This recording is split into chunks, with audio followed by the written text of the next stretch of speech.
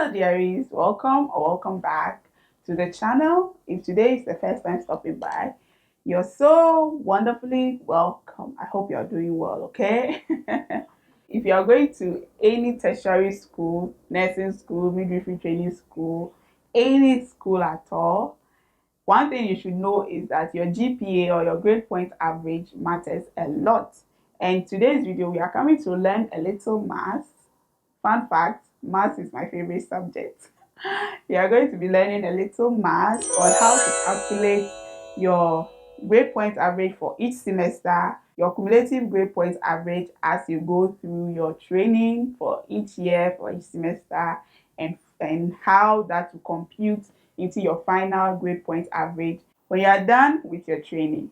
So grab a pen, a paper, pencil, eraser, whatever you need to follow through the steps. And this is a video you can also save for future references when you want to be sure of where you stand in your training. This is the video for you. So let's dive right in. When you get to nursing school, it's very important that you identify how you are going to be assessed in school, your grading scale, so that you know where to target when you are setting your goals. You know where to target. In my previous video, I talked about goal setting for success in nursing school. I'll link it at the end of the video for you to watch, okay? So when you have this knowledge on how you are going to be assessed, because some schools will do 15% of your assessment will go to assignments, classwork, practicals, and all will be 15%.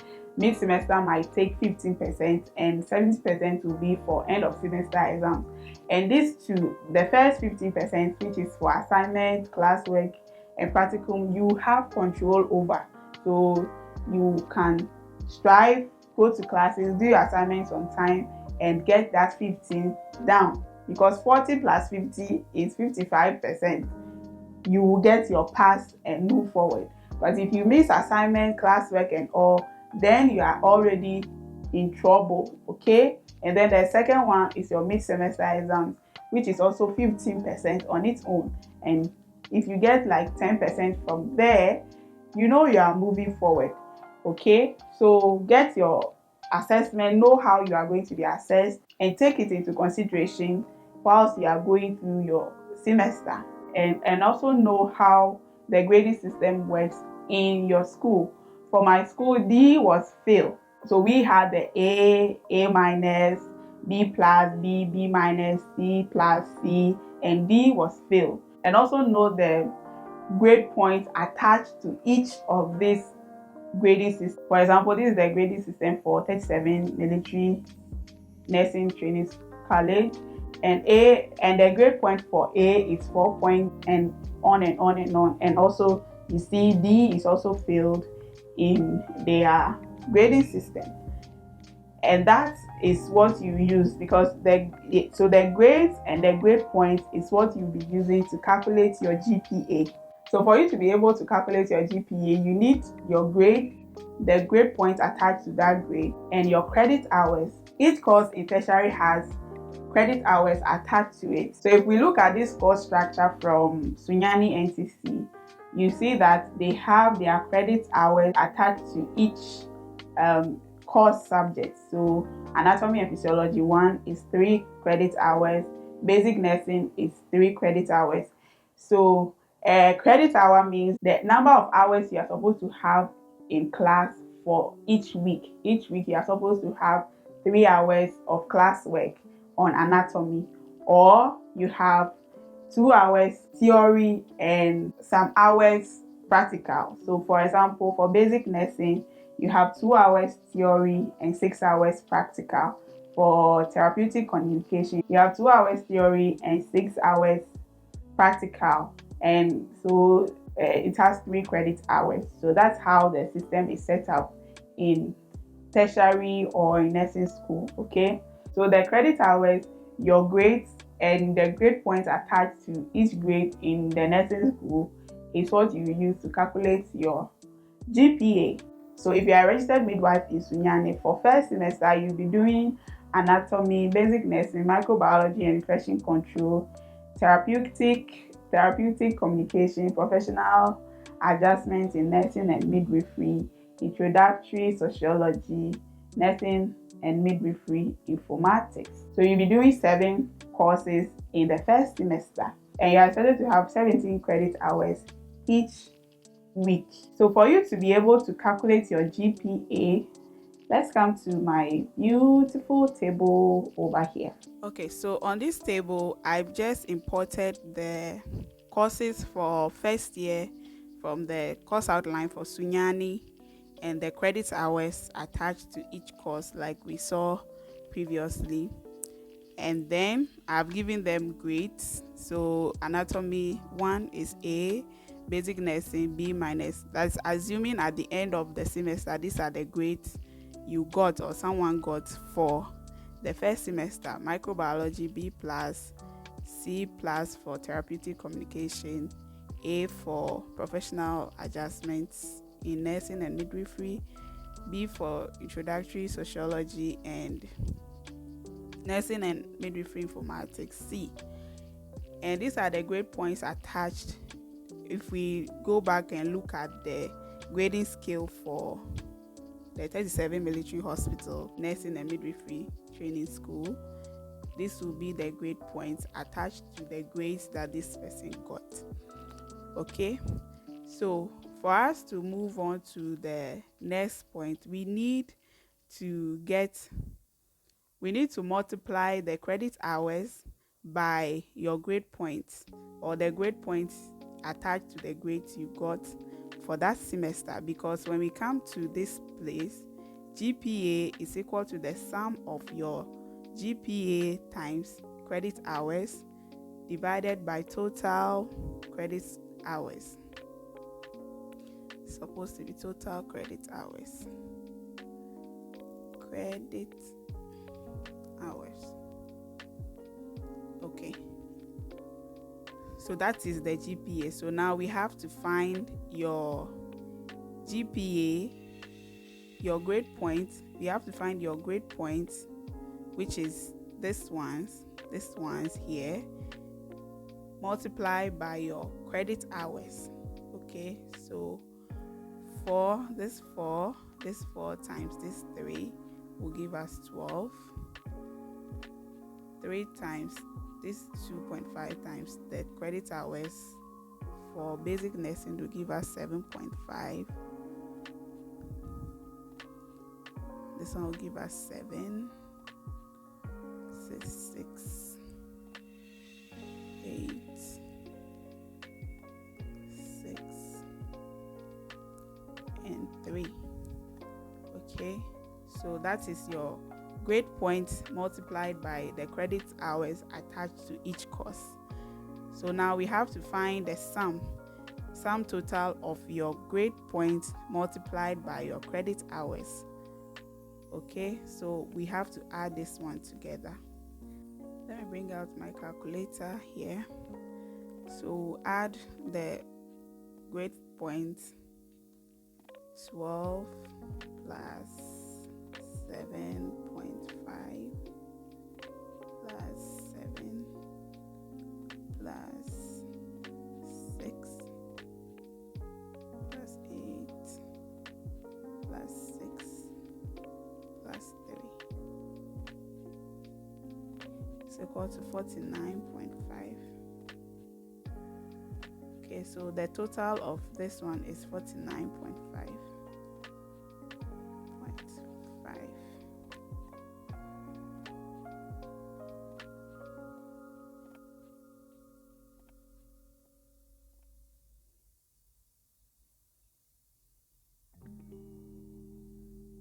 So 49.5 for total.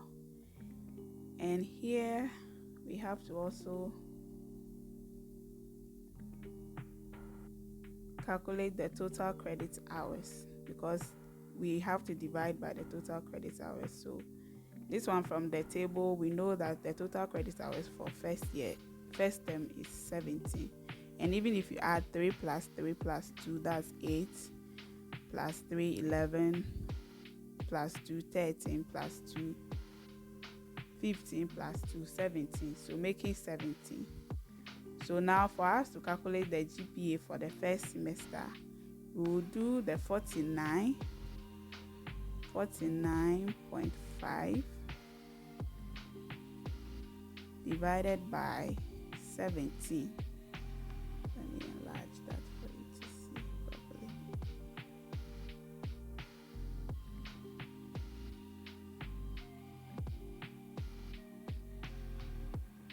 Divided by 17.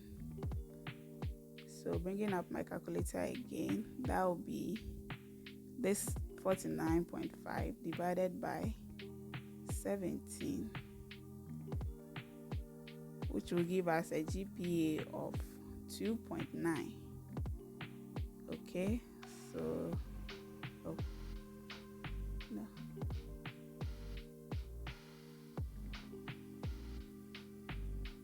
GPA of 2.9.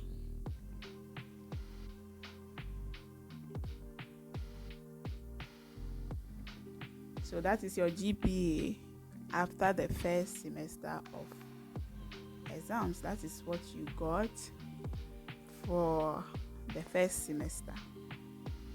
Okay. So that is for one semester. If you want to know for the second semester, you do the same thing for all the courses you did in the second semester, and you know the GPA for the second semester. But if you want to know the GPA for first year, or if you at the end of first year you want to know your GPA, then you have to add all the courses you did in the first semester and the second semester to get your cumulative GPA. So your cumulative GPA at each point in time is adding all the courses you've done so far and finding the grade point average. I hope that makes sense. For example, let's say you are doing it. Let's say you want to know your GPA for first year.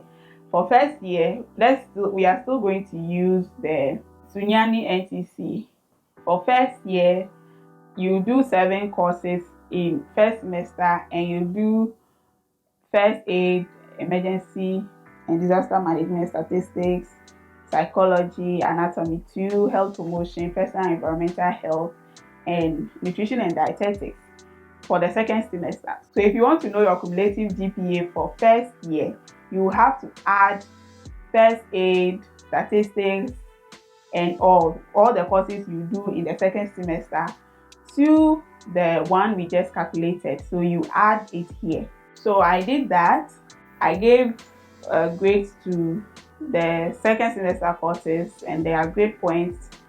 I just wanted you to see how, as you progress, your cumulative GPA changes as you progress, depending on how well you did in one semester and how poorly you did in another semester. So if we look at the grade points, if we look at everything for the first year, so assuming this person did really well is second semester, getting A's and all, this is the total grade point we got for the end of first year. So to find the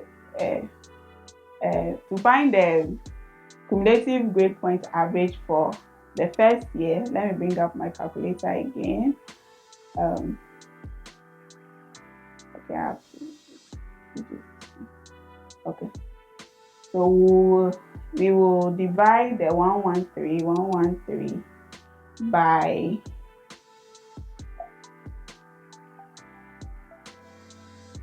34, and it will give us 3.3.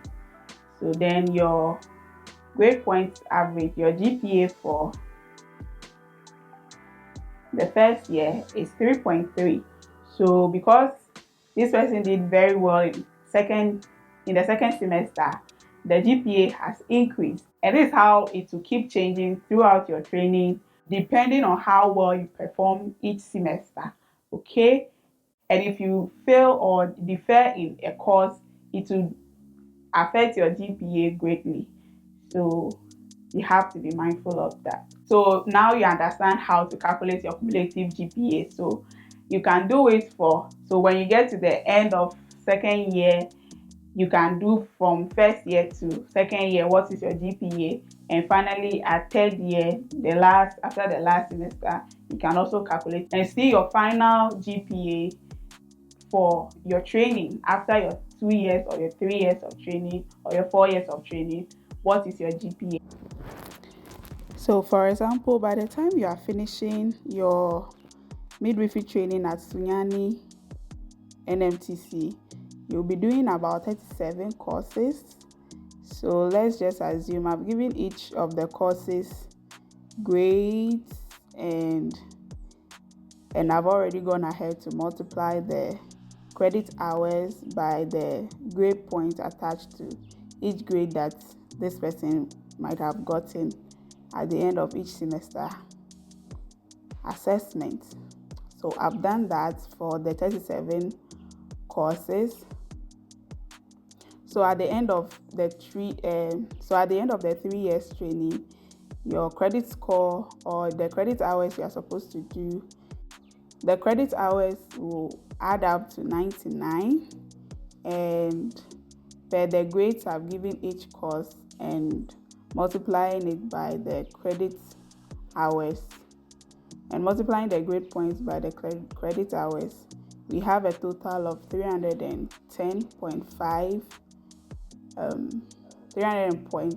310.5.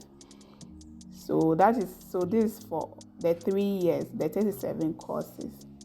So if we want to know your final grade point average, we will divide the 310.5.